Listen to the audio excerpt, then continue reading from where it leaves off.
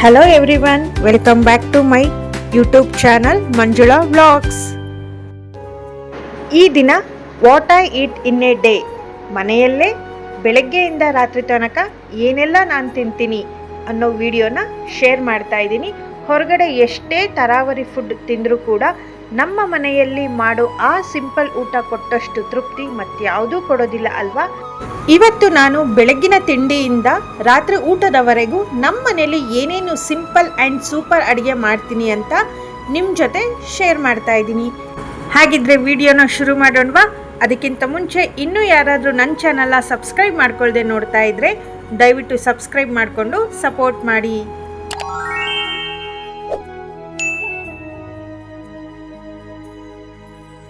ನನ್ನ ದಿನ 1 ಲೋಟ ಬಿಸಿನೀರು ಕುಡಿಯೋದ್ರ ಮೂಲಕ ಆಗುತ್ತೆ. ಬಿಸಿನೀರು ಕುಡಿದಾದ್ಮೇಲೆ 1.5 ಕಪ್ ನೀರಿಗೆ 1 ಚಮಚ ಕೊತ್ತಂಬರಿ ಕಾಳನ್ನ ಹಾಕಿ ಈ ರೀತಿಯಾಗಿ ಒಂದು ಪ್ಲೇಟ್ನ ಮುಚ್ಚಿ ಚೆನ್ನಾಗಿ ಕುದಿಸ್ಕೊಂಡು ಶೋಧಿಸ್ಕೊಂಡು ಸ್ವಲ್ಪ ಬೆಚ್ಚಗಾದ್ಮೇಲೆ ಕುಡಿತೀನಿ.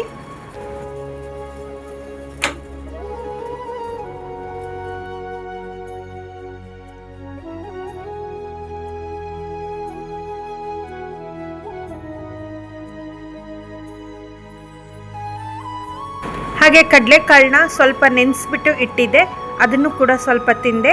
ಇನ್ನು ಬೆಳಗ್ಗೆ ತಿಂಡಿಗೆ ಮನೆಯಲ್ಲಿ ಬೆಟ್ಟದ ನೆಲ್ಲಿಕಾಯಿಗಳಿದ್ವು, ಅದರದ್ದೇ ಒಂದು ಚಿತ್ರಾನ್ನ ಮಾಡೋಣ ಅಂದ್ಕೊಂಡು ಚಿತ್ರಾನ್ನಕ್ಕೆ ರೆಡಿ ಮಾಡ್ಕೊಳ್ತಾ ಇದ್ದೀನಿ. ಮೊದಲಿಗೆ ನೆಲ್ಲಿಕಾಯಿಗಳನ್ನೆಲ್ಲ ಚೆನ್ನಾಗಿ ತೊಳ್ಕೊಂಡು ಈ ರೀತಿಯಾಗಿ ಚಿಕ್ಕ ಚಿಕ್ಕದಾಗಿ ಕಟ್ ಮಾಡಿ ಅದನ್ನೆಲ್ಲ ಒಂದು ಮಿಕ್ಸಿ ಜಾರ್ಗೆ ಹಾಕ್ಕೊಳ್ತಾ ಇದ್ದೀನಿ. ಇದ್ರ ಜೊತೆಯಲ್ಲಿ ಒಂದು 3 ರಿಂದ 4 ಸ್ಪೂನ್ ಆಗುವಷ್ಟು ಹಸಿ ಕಾಯಿ ತುರಿನ ಸೇರಿಸ್ತಾ ಇದ್ದೀನಿ. ಒಂದು 5 ಹಸಿ ಮೆಣಸಿನ್ಕಾಯಿ, ಒಂದು ಚಿಕ್ಕ ತುಂಡು ಶುಂಠಿ, ಹಾಗೆ ಕೊತ್ತಂಬರಿ ಕಾಳು 1 ಸ್ಪೂನ್ ಆಗುವಷ್ಟು ಸೇರಿಸ್ತಾ ಇದ್ದೀನಿ. 1 ಸ್ಪೂನ್ ಆಗುವಷ್ಟು ಜೀರಿಗೆನೂ ಸಹ ಸೇರಿಸಿದ್ದೀನಿ. ಹಾಗೆ ಸ್ವಲ್ಪ ಕೊತ್ತಂಬರಿ ಕಡ್ಡಿಗಳನ್ನ ಸೇರಿಸ್ತಾ ಇದ್ದೀನಿ. ಕೊತ್ತಂಬರಿ ಸೊಪ್ಪಲ್ಲಿ ಮುಂದೆ ಸೊಪ್ಪು ಹಿಂದೆ ಕಡ್ಡಿ ಇರುತ್ತಲ್ವ, ಅದನ್ನು ಕೂಡ ಸೇರಿಸ್ತಾ ಇದ್ದೀನಿ. ಸ್ವಲ್ಪ ನೀರು ಹಾಕಿ ನುಣ್ಣಗೆ ಪೇಸ್ಟ್ ರೀತಿ ಮಾಡಿ ಇಟ್ಕೊಂಡಿದ್ದೀನಿ. ಆಮೇಲೆ ಸ್ಟವ್ ಮೇಲೆ ಒಂದು ಬಾಣಲೆ ಇಟ್ಟು ಸ್ವಲ್ಪ ಎಣ್ಣೆನ ಹಾಕಿ ಇದಕ್ಕೆ ಸಾಸಿವೆ ಮತ್ತು ಜೀರಿಗೆನ ಸೇರಿಸ್ತಾ ಇದ್ದೀನಿ. ಇದೆರಡು ಸ್ವಲ್ಪ ಚಟಪಟ ಅಂದಮೇಲೆ ಕಡಲೆಬೇಳೆ ಮತ್ತು ಉದ್ದಿನ ಕಾಳನ್ನ ಸೇರಿಸ್ತಾ ಇದ್ದೀನಿ. ಇದು ಸ್ವಲ್ಪ ಕೆಂಪಗೆ ಗೋಲ್ಡನ್ ಕಲರ್ ಆದಮೇಲೆ ಕರಿಬೇವು ಮತ್ತು ಒಣಮೆಣಸಿನ್ಕಾಯಿನ ಹಾಕಿ ಅದನ್ನು ಕೂಡ ಚೆನ್ನಾಗಿ ಫ್ರೈ ಮಾಡ್ಕೊಳ್ತಾ ಇದ್ದೀನಿ.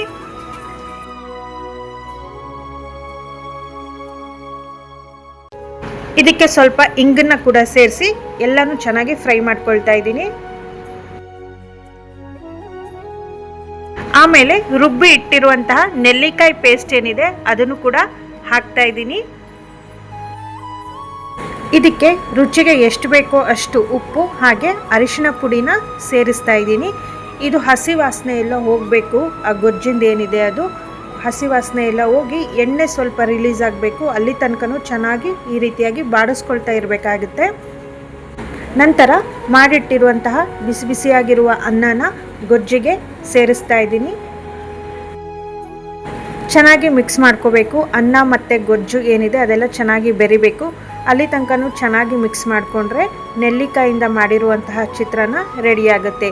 ದೇವರಿಗೆ ಮೊದಲು ನೈವೇದ್ಯ ಮಾಡಿ ನಂತರ ಮನೆಯವರೆಲ್ಲರೂ ತಿಂಡಿನ ತಿಂದ್ವಿ.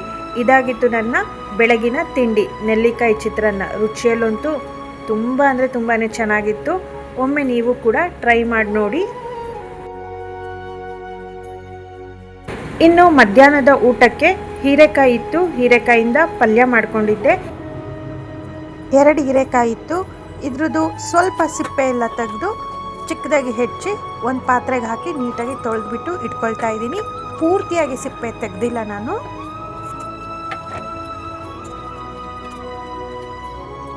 ಹಾಗೆ ಇದಕ್ಕೆ ಮಸಾಲೆನ ರುಬ್ಕೋಬೇಕಾಗತ್ತೆ. ಹಾಗಾಗಿ ಒಂದು ಮಿಕ್ಸಿ ಜಾರ್ಗೆ ಚಿಕ್ಕದಾಗಿ ಕಟ್ ಮಾಡಿ ತೆಂಗಿನಕಾಯಿನ ಹಾಕ್ತಾ ಇದ್ದೀನಿ. ಹಾಗೆ ಸ್ವಲ್ಪ ಕೊತ್ತಂಬರಿ ಕಡ್ಡಿಗಳನ್ನ ಕೊತ್ತಂಬರಿ ಜೊತೆಲಿ ಸೇರಿಸಿ ಹಾಕ್ತಾ ಇದ್ದೀನಿ.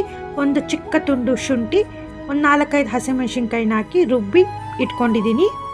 ಈಗ ಪಲ್ಯ ಮಾಡಲಿಕ್ಕೆ ಒಂದು ಬಾಣಲೆ ಇಟ್ಟು ಸ್ವಲ್ಪ ಎಣ್ಣೆ ಹಾಕಿ ಸಾಸಿವೆ ಜೀರಿಗೆ ಹಾಕಿ ಚಿಕ್ಕದಾಗಿ ಹೆಚ್ಚಿಟ್ಟಿರುವಂತಹ ಈರುಳ್ಳಿನ ಹಾಕ್ತಾ ಇದ್ದೀನಿ. ಇದನ್ನು ಸ್ವಲ್ಪ ಬಾಡಿಸ್ಕೊಂಡು ಸ್ವಲ್ಪ ಈರುಳ್ಳಿ ಸಾಫ್ಟ್ ಆದಮೇಲೆ ಚಿಕ್ಕದಾಗಿ ಹೆಚ್ಚಿಟ್ಟಿರುವಂತಹ ಟೊಮೆಟೊನ ಕೂಡ ಸೇರಿಸ್ಕೊಳ್ತಾ ಇದ್ದೀನಿ. ಟೊಮೆಟೊ ಮತ್ತು ಈರುಳ್ಳಿ ಎರಡು ಸ್ವಲ್ಪ ಸಾಫ್ಟ್ ಆದಮೇಲೆ ಚಿಕ್ಕದಾಗಿ ಹೆಚ್ಚಿಟ್ಟಿರುವಂತಹ ಹೀರೆಕಾಯಿನ ಸೇರಿಸ್ತಾ ಇದ್ದೀನಿ. ನೀಟಾಗೆಲ್ಲ ತೊಳೆದು ನೀರನ್ನು ಬಸಿದು ಹಾಕ್ತಾ ಇದ್ದೀನಿ. ಎಲ್ಲ ಒಂದ್ಸತಿ ನೀಟಾಗಿ ಮಿಕ್ಸ್ ಮಾಡಿಕೊಂಡು ರುಬ್ಬಿರುವಂತಹ ಮಸಾಲೆ ಏನಿದೆ ಅದನ್ನು ಕೂಡ ಸೇರಿಸಿ ಮತ್ತೊಮ್ಮೆ ಎಲ್ಲ ನೀಟಾಗಿ ಮಿಕ್ಸ್ ಮಾಡ್ಕೊಳ್ತಾ ಇದ್ದೀನಿ.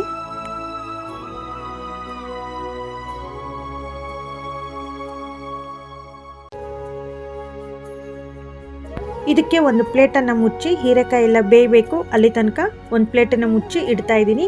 ಒಂದು ಸ್ವಲ್ಪ ಹೊತ್ತಾದಮೇಲೆ ಈ ರೀತಿಯಾಗಿ ಬೆಂದಿರುತ್ತೆ, ಸ್ವಲ್ಪ ನೀರು ಕೂಡ ಬಿಟ್ಕೊಂಡಿರುತ್ತೆ.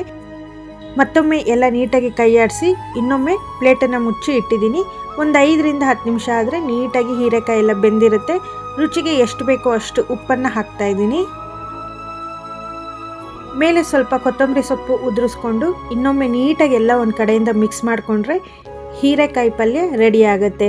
ತುಂಬ ಅಂದರೆ ತುಂಬ ಚೆನ್ನಾಗಿರುತ್ತೆ. ಈ ರೀತಿಯಾಗಿ ಮಸಾಲೆ ರುಬ್ಬಿ ಹಾಕೋದ್ರಿಂದ ಸಿಂಪಲ್ ಆಗಿದ್ರೂ ಸಖತ್ ಟೇಸ್ಟಾಗಿರುತ್ತೆ. ಒಮ್ಮೆ ಈ ರೀತಿಯಾಗಿ ಟ್ರೈ ಮಾಡಿ ನೋಡಿ.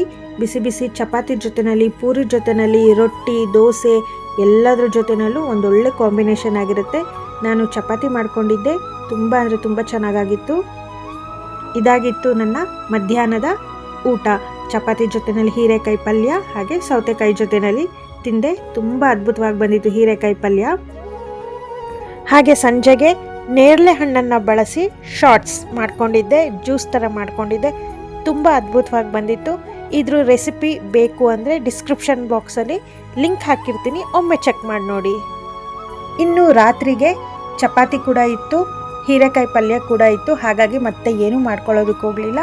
ಮಾವಿನ ಹಣ್ಣಿನ ಶೀಕರಣೆ ಮಾಡಿಕೊಂಡೆ. ಮಾವಿನ ಹಣ್ಣಿತ್ತು, ಹಾಗಾಗಿ ಮಾವಿನ ಹಣ್ಣಿನ ಶೀಕರಣೆ ಮಾಡಿಕೊಂಡು ಅದನ್ನೇ ಕೂಡ ರಾತ್ರಿ ಊಟಕ್ಕೆ ತಿಂದಿದ್ದಾಯಿತು. ನೋಡಿದ್ರಲ್ಲ ಸ್ನೇಹಿತರೆ, ಇದಾಗಿತ್ತು ನನ್ನ ಇವತ್ತಿನ ಇಡೀ ದಿನದ ಸಿಂಪಲ್ ಅಡುಗೆ ಮತ್ತು ಸೂಪರಾದ ಊಟದ ವ್ಲಾಗ್. ನಿಮಗೂ ಈ ವಿಡಿಯೋ ಇಷ್ಟ ಆಗಿದೆ ಅಂದ್ಕೊಂಡಿದ್ದೀನಿ. ಈ ವಿಡಿಯೋ ನಿಮಗೆಲ್ಲ ಇಷ್ಟವಾಗಿದ್ದರೆ ದಯವಿಟ್ಟು ಲೈಕ್ ಮಾಡಿ, ಕಮೆಂಟ್ ಮಾಡಿ, ಶೇರ್ ಮಾಡಿ, ಸಬ್ಸ್ಕ್ರೈಬ್ ಮಾಡೋದನ್ನು ಮಾತ್ರ ಮರಿಬೇಡಿ. ಹಾಗೆ ಹೈಪ್ ಕೂಡ ಮಾಡಿ. Thank you.